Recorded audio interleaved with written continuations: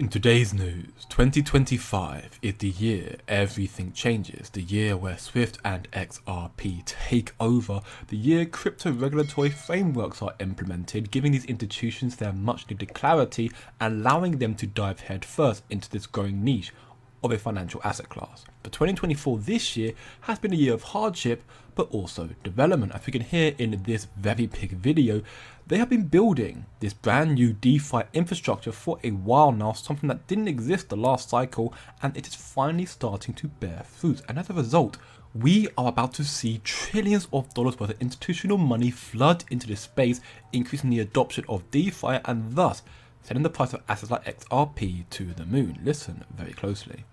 The second thing that I want to talk about is institutions. So when I first entered the space in 2017, I came from Fidelity. And at the time, the conversation was, okay, when are the institutions going to enter blockchain and really make this a more legitimate space? And this conversation has been happening for the past 7 years. But if you look at the market today, I don't think there's an institution that would say crypto is going away. In fact, this year, we saw one of the largest financial institutions, BlackRock, partner with a company, Securitize, one of our portfolio companies, to tokenize their own fund called BIDL. And if you look at this trend, RWA stands for real world assets. Real world assets is any sort of asset that you can tokenize on chain. Regardless of the numbers on this graph, it's up and to the right. And I think what we're seeing is a shift from theory to actual live production on the institutional side.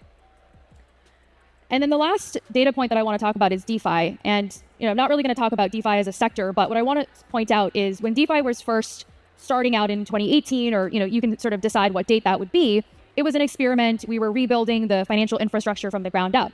But now, 5 or 6 years later, DeFi has withstood a number of major shocks to its system, whether that's COVID, the regional banking crisis in the US, or even our own crypto cycle with FTX and other players. And through it all, DeFi continued to work, and we are seeing players like Aave and Uniswap prove to be resilient and prove that the technology works. And this is a brand new infrastructure that didn't exist just a couple of years ago. This is a very big deal, proof that we are about to go so much higher.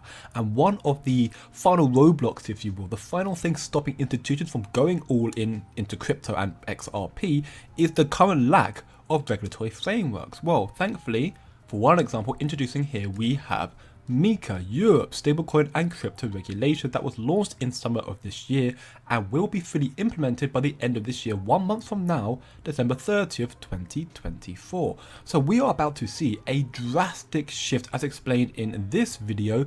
Bad actors who are not compliant will cease to exist, which therefore is a direct threat to the likes of USDT Tether, as it is already confirmed that they are not compliant with MiCA regulations. This will therefore open up a pathway for the compliant stablecoins like USDC Circle and the incoming RLUSD from Ripple. Again, pay close attention. Hello everyone, and welcome to our discussion today on the rise of stablecoins in Europe. My name is Conrad Croft and I am strategic advisor at the Digital Euro Association.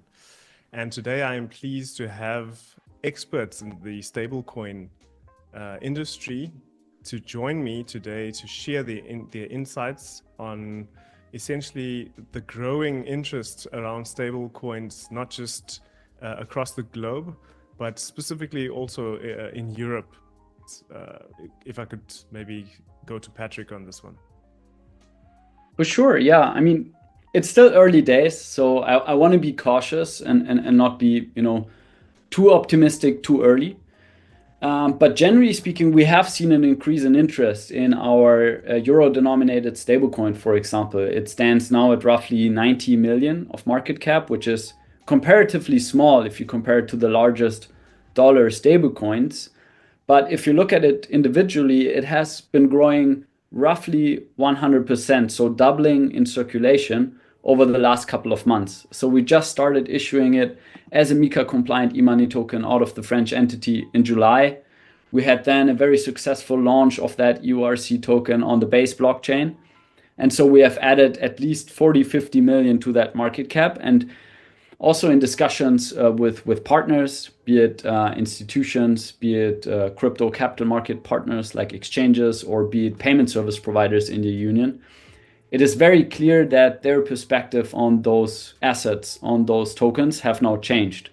And they clearly see them as an integral part, regulated part of the payments landscape and of the financial landscape, and are now way less hesitant to integrate those tokens into their services. So hopefully, as mentioned, it's still early days, but hopefully if this growth continues, I'm personally very bullish that we will see, Euro stablecoins in general doubling, tripling, etc. in size and circulation over the next couple of years. Now, I'm hoping you noticed and paid attention to the partners and sponsors, if you will, of this meeting, this video call. Not just you have a number of them who are Ripple partners, but you also have Ripple themselves. Point being, which is very big news, but point being is no matter what, for me, it's not a matter of if, but it's a matter of when Tether implodes, the consequences that will follow will force regulators to step in, a huge incoming black swan that will heavily affect the crypto market. And believe it or not, whether you want to believe it or not, Ripple and XRP, they are one of these regulators to an extent. This is a reason. There's a reason why Ripple are a key and sometimes the only crypto entity in attendance at these policy summits and closed-door meetings regarding regulations with these banks and the governments. They are whispering and guiding these global leaders, and with the governments and central bankers in Ripple's back pocket, in my personal belief, not financial advice of course, I believe it is inevitable that crypto will explode so much more in value in the cycle and cycle to come, and especially the likes of XRP, which is why I created a free to join Discord server where over 500 of us now are working towards achieving financial freedom, spreading our knowledge in order to become as rich as possible in this bull cycle. If you want to join, then click the link in the description below, because another key reason why I believe XRP will explode in this cycle to start cannibalizing USDT Tether in potentially just 1 month from now is due to their connections to SWIFT, the global messaging system used by institutions worldwide transacting trillions of dollars a day. We can see here it has been documented, so clear-cut proof that Ripple will be one of the rails integrated into the SWIFT network once cross-border payments and reporting plus, so CBPR plus, which is SWIFT's first initiative to standardize cross-border ISO 2022 payment types, once it is fully implemented in 2025 next year, which of course is huge news. With XRP of course being ISO 2022 compliant, these developments and initiatives will enhance their interoperability to the SWIFT network, allowing XRP to tap into the global messaging standard to tap into trillions of dollars a day. Here is another example demonstrating Ripple's interoperability with SWIFT through third-party partnerships. EastNet's Payment Safe is a payment hub that integrates domestic and international payments rails into a single ISO 20022 compliant platform. As you can see, Ripple is one of the available payment gateways alongside SWIFT. So XRP and SWIFT are going to work together to explode and transform the financial system, and this is further supported in this video from an ex-SWIFT employee who now joined Ripple, saying that Ripple won't replace SWIFT but complement their network capabilities. Take a listen. I used to work for SWIFT. I was SWIFT for 20 years, so SWIFT is flowing through my veins. SWIFT is the preeminent messaging system for the financial industry, which covers, say, payments, FX, trade, in terms of securities, etc., Nostra reconciliations, etc. What we're looking with the crypto, though, is where SWIFT would have a store and forward system for most of its payment transactions, where you need service level agreements that in a certain time I will do something if a payment turns up at a certain time during the day. Here we're looking at the new network styles, which allow instant, real-time movement of the funds and visibility of those funds as well. So we would not have a situation where banks need to come back to you and say, have my funds arrived? It's 3 days later. I need to find out or find query messages moving around the network. There's nothing like that. I don't believe Ripple is going to replace SWIFT.